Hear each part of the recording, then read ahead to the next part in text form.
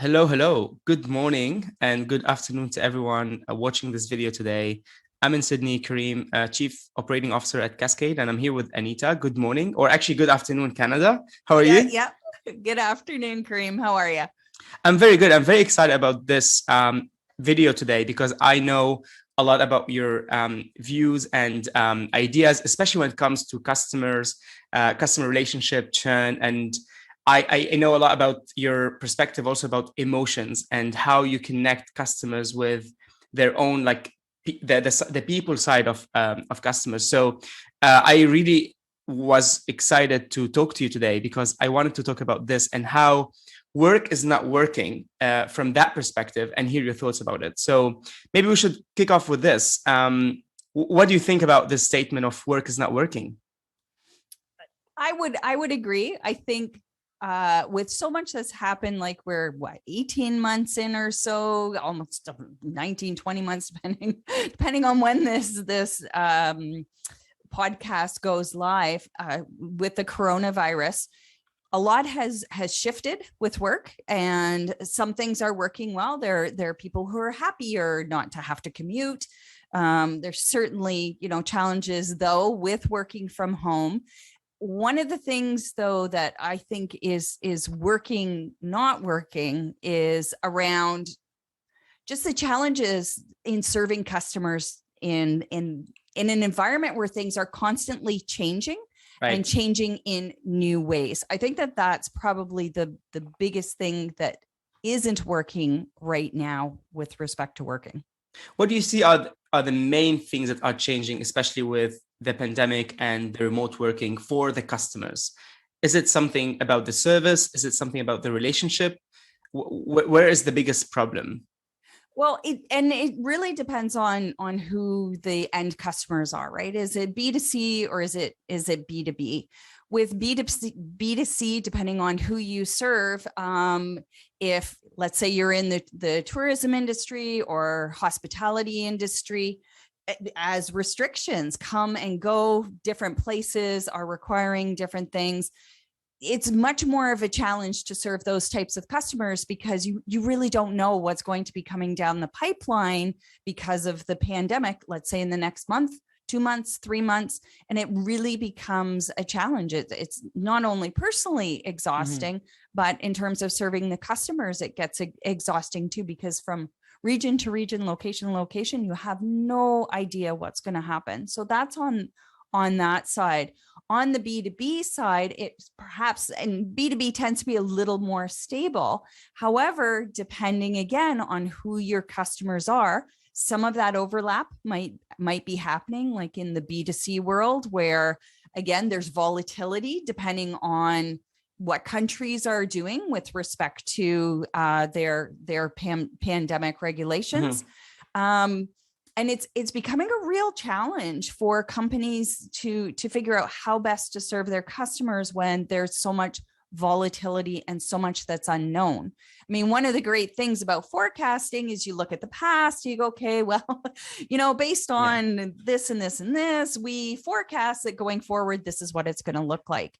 And it's become really hard, particularly in the B2C sector, but also in B2B, depending on who it is you serve. And I think that's a challenge for everybody right now.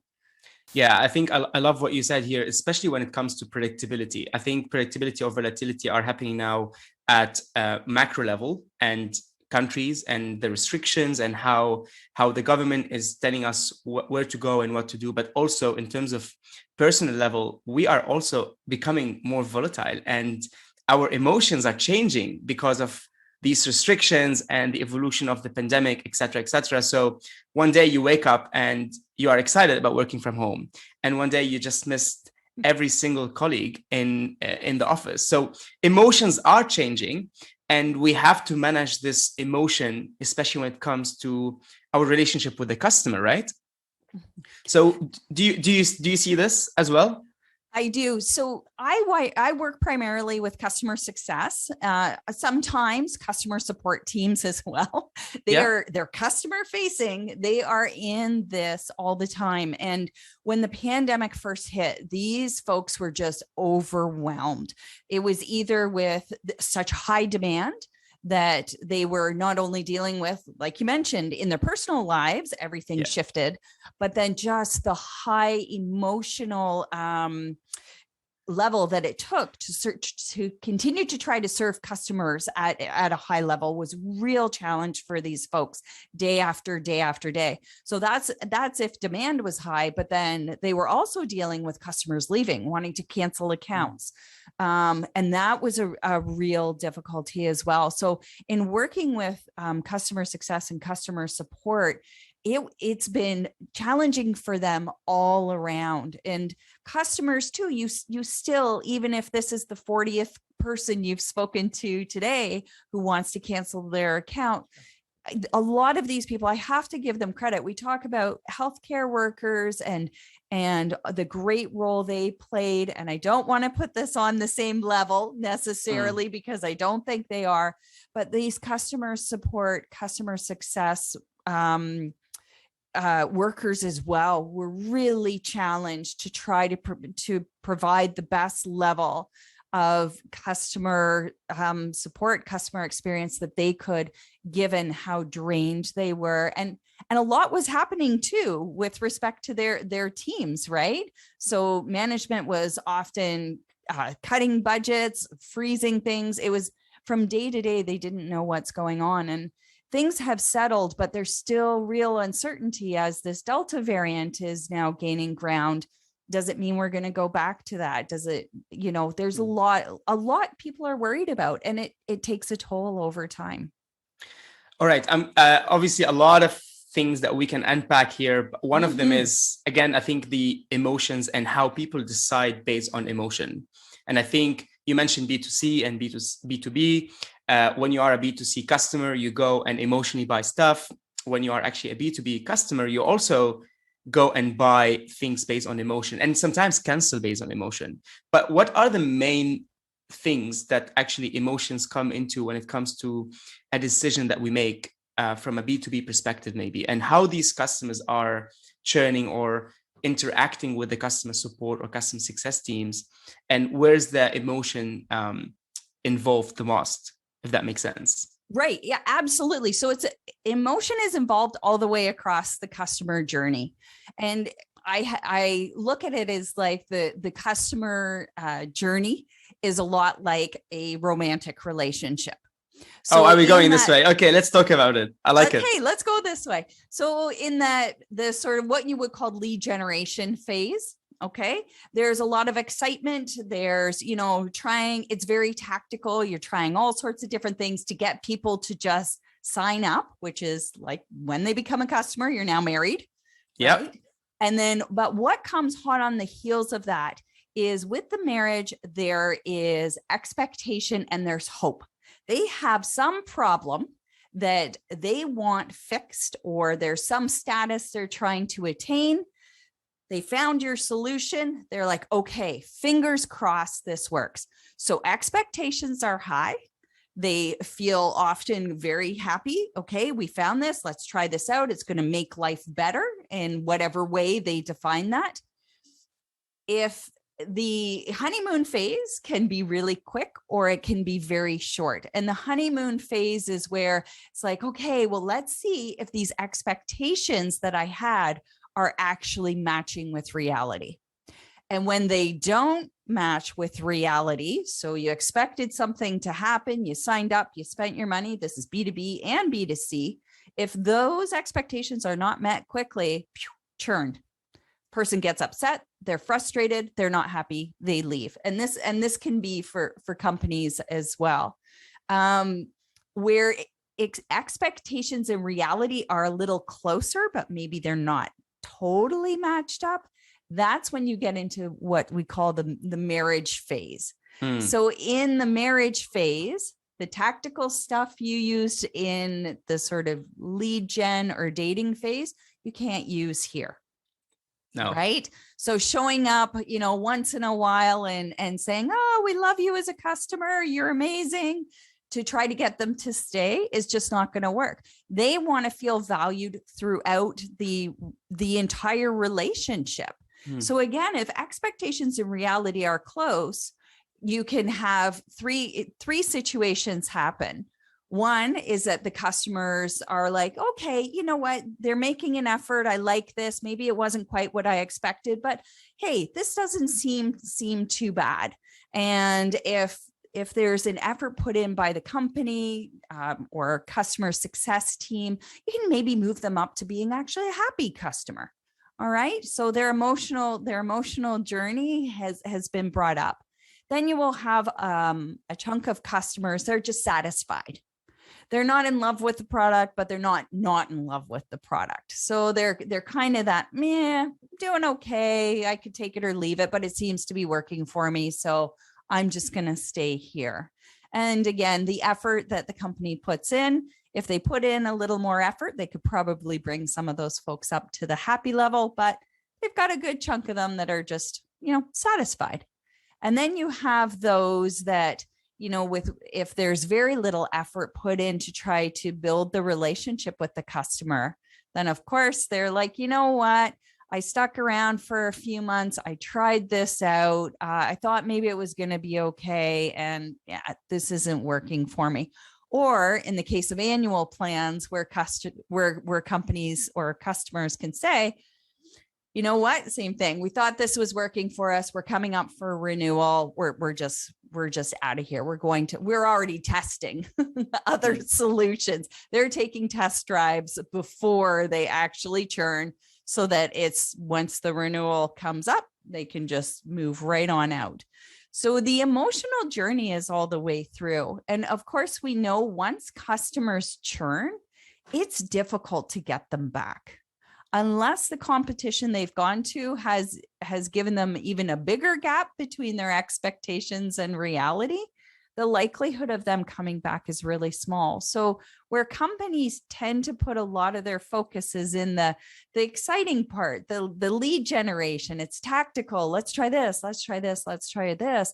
But really it's the retention. It's the marriage. It's the longer term. It's developing and building relationships with customers where that's really financially, it makes the most sense, but also in terms of expansion revenues that you otherwise don't have when a customer churns out. So there's a lot of opportunities missed by not focusing on that customer's emotional journey once especially they become a customer. I'm getting all emotional about this topic because I think it's obviously the analogy makes so much sense. And I think there is some aspects of moving in too early with that partner. There is also having kids before being sure about the relationship. There's also the divorce or the cheating in that relationship, because you mentioned trying other software before the renewal happens and how hard it's coming back to this relationship afterwards. And I think this analogy makes so much sense. And I think it makes people more aware that there's way more effort needed into the retention than actually the acquisition. And I think that's a very important topic. So you mentioned how important the retention is versus the acquisition. And maybe my question is, do you feel a lot of companies are realizing that and are putting much more effort into the retention and monetization, making the kids, building the house and making sure that the divorce doesn't happen?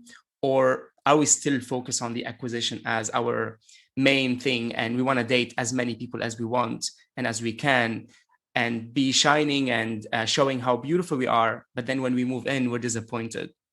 Yeah, that's when the t-shirt comes on and there's no effort six pack made anymore to impress. Right. Yeah, we're not coming with our best. I really think it depends on the vertical that companies are in. So I work with B2B SaaS companies, so software as a service. There's a lot of competition. And I think competition is good because at one time, SaaS is not that old of a business model relative to some other types of models that have been around for, hundreds of years or decades. And now the bar is so low to coming and building a SaaS company that acquisition focus only isn't going to cut it anymore. Like, I can just go right over there 12 months later, or let's say next month, and just go, you know what, didn't like your software.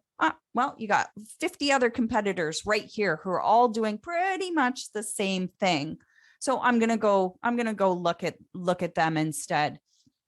I think though, overall, many companies are moving. Okay, I'm going to take a step back and say this. I have seen a movement in more traditional companies that are product based, so like actual physical product based, starting to move toward a SaaS type model, so a subscription model. And as they move to a subscription model, it becomes that same challenge that you can't focus so heavily on retention at the expense, so heavily on acquisition at the expense of retention. So as more companies start moving, yes, I think that, and I'm starting to see this, more talk about how important retention is, but retention's not sexy. Acquisition is sexy. Like you said, I want to go out, date lots of people, have fun, try different things. That's not happening in the retention side. That's the marriage. This is the long term. This is planning. This is taking work, and it's vastly different. And it's moving people into realizing, wow, the real value is in the marriage, not so much in the dating acquisition part. I love this. I think there are two things I wanted to talk a bit more about, because I think the first one is, you mentioned how the bar is so low now to become, or to start an offer, to start a software, and how the bar is very high to keep your offer relevant, because as you said, there are so many competitors. So it's easy to be shiny and then get you to start with your product, but then you have to stay relevant, you have to be competing, and you have to be understanding all the time how the market is going. So there's no more opportunity to keep with your product for ages the same. You have to invest. But then you mentioned the other one, which is kind of the trial, is like, let's have this quick relationship for 14 days and see how we go. And then let's decide if we want to get married in the future. And I think it's interesting that you mentioned this, and how a lot of companies are giving this as an option, because there's no more of, no, let's arrange this and then I'm going to give you a lot of demos and presentations. You will never see the product on my website. You will never see the pricing on my website. And maybe when you sign the deal, you will see it for the first time. So that's something that is happening in software. But do you have any examples of other companies that are maybe doing it outside of software and are realizing that this trial needs to happen? I see it in gyms, maybe. Yeah, you can try the gym. One other place that actually predates all of that. Which one is that? And it's old school. It's face-to-face, the car industry. When you go to buy a new car, what do? They make you in it. Yeah, say, that's true. Absolutely. For a test drive. So this is not a new concept, but it's really old. And car companies or dealerships realized a long time ago, the best way to sell you is to get you in that vehicle. And why? Because it engages all the senses. It makes you feel something, whatever it is that you're looking to get from that, whether it's feeling safe, whether it's feeling excited because you can go from 0 to 60 in, a very short period of time. Software companies in particular, because it's not tangible, need to offer something similar, but they've got to understand what is the emotion that customers want to feel? Is it they want to get rid of frustration? Do they want to feel like they're saving time so they can go and do other things? Like, if companies can dial in on that, then, and who has all this information? It's the customer success team that has it, because Absolutely. they're talking to the customers once they became customers to find out. So by taking your marketing teams and talking with customer success and sales, you can really figure out what's that customer's emotional journey from first touch all the way through, including taking, I think trials are really important. I want to see, and it's as you know, free trials or even a freemium model becomes, you're seeing more and more of it. It's getting harder now for companies to say, well, let me show you a demo, but you can't actually try it for yourself. I think people are now turning away and going, well, I don't trust you. Me I can walk up and I can look at the car, but I can't get in it. I can't see how it feels. I can't look around and see, do I like the layout of it? I just have to peek through the window. So they're, I think they're going to be pushed.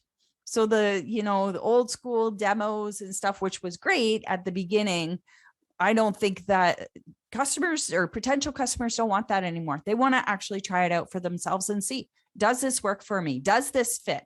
Does this help me solve whatever it is that I'm looking to solve? I love this car analogy. And I think when you talked about customer success, I think this is the most strategic function in any business, because as you said, they tell you what the customer need to feel. And I think at the start, they need to be feeling safe. First, maybe they need to be feeling the trust, then the security and safety, then the excitement, and the long-term is already now something that they are thinking about. I want to project with this company. I want to see myself with this company in the future, because they have done a lot for me in the past and everything they have promised me was achieved. So I'm going to keep going and move further. And I think going back to the first topic you mentioned, which is emotions, you see now a very concrete example of how the customer journey is all based on emotions. It's fascinating that it's one of the most basic things that we need to think about, that we sometimes forget, and we spend so much effort on things that are not related to how do we make a customer feel, or how does the customer need to be feeling at any point in time. Right. And that's so customer journey it's kind of a misnomer, because you also talk about the marketing bit when you talk customer journey. So it's not just once they become a customer, but it's like you said, nurturing those feelings, and those feelings change. Right. When you're in a relationship with somebody for 12 months and that's business or personal, your feelings are likely different than they were when you first met and you were trying to figure things out. How do I feel about this? Do I like this? So in looking at that thread, what is the journey, emotional journey at these different touch points?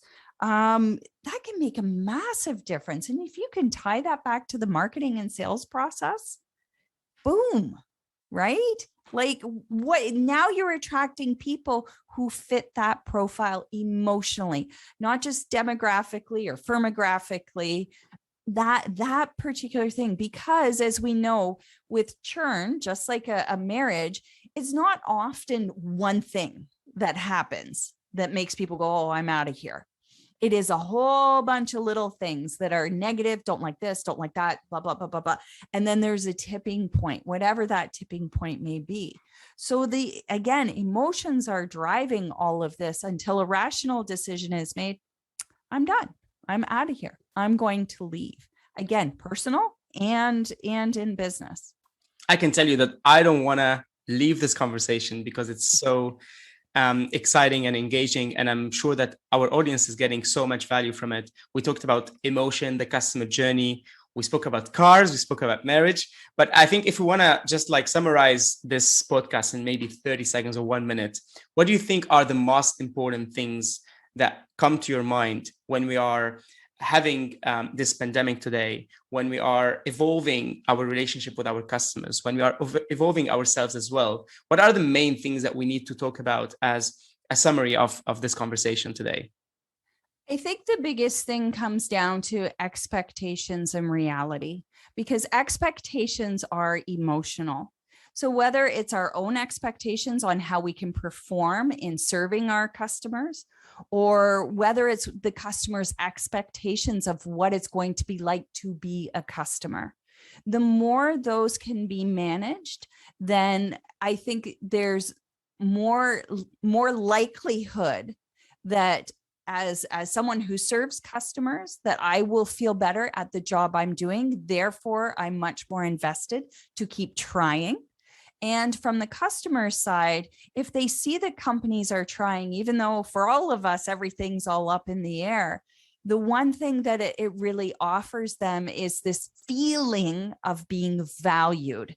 So even if their expectations might not have quite been aligned, if the company is really supporting their employees to be able to give their best, we feel that. We feel when a company is giving us the runaround. We feel when a company, it might have made a mistake and maybe even really messed up, but they're really trying to change, and you feel that they value you. So I think if there's anything, that would be it. Companies, yes, support your customers, but support your employees to be at their best, to then be able to serve your customers at the best level they can. Such an amazing summary and such an amazing conversation we had today. Thank you so much, Anita, for your time today.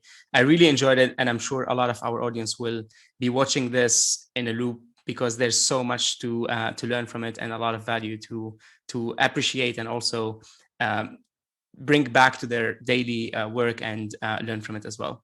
Thank you so Wonderful. much. I've got a huge smile on my face. This was a lot of fun. And thank you for asking me to join you, Karim. I really enjoyed this. Thank you. Have a good day. You too.